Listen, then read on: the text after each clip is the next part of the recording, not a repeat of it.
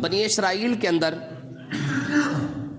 تقریباً 30 سے 40 ہزار بندہ، ان کی ایک روایت تو یہ ہے کہ ان کی قوم کے اندر جب طاعون آیا نا، وہ 30-40 ہزار بندہ وہاں سے بھاگ گیا، جنگل میں جا کے رہنے لگ گئے تاکہ ہم بچ سکیں۔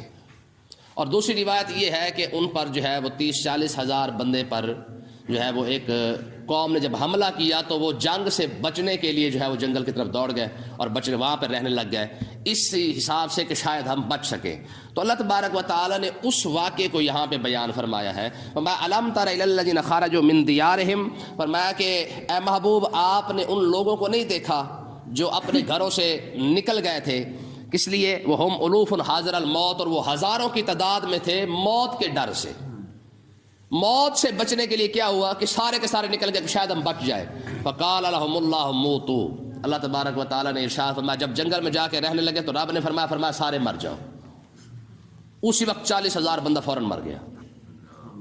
اسی سے بچ کے آئے تھے نا، اسی سے بھاگے تھے نا، ٹھیک ہے؟ تو آپ اندازہ کریں کہ جس چیز سے بھاگ کے گئے تھے جنگل کے اندر جا کے بیٹھے، 40 ہزار بندہ جنگل میں جا کے ڈیرے لگا کے بیٹھا ہے، شاید ہم جنگ سے بچ جائیں اور ہم موت سے بچ جائیں تو ہم جناب اللہ شاید کچھ جنگل اچھا خاصا زندگی گزار لیں گے۔ تو اللہ تبارک و تعالیٰ نے ارشاد فرمایا موتو، فرمایا سارے مر جاؤ۔ 40 ہزار کا 40 ہزار بندہ ہی مر گیا،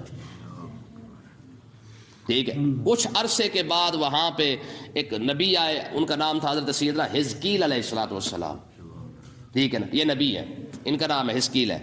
تو یہ حضرت سیدنا حزقیل علیہ السلام آئے اور انہوں نے دیکھا کہ 40 ہزار بندہ بیک وقت ہی مر گیا ہے، تو انہوں نے دعا کی تو اللہ تبارک و تعالیٰ نے پھر سب کو زندہ کر دیا۔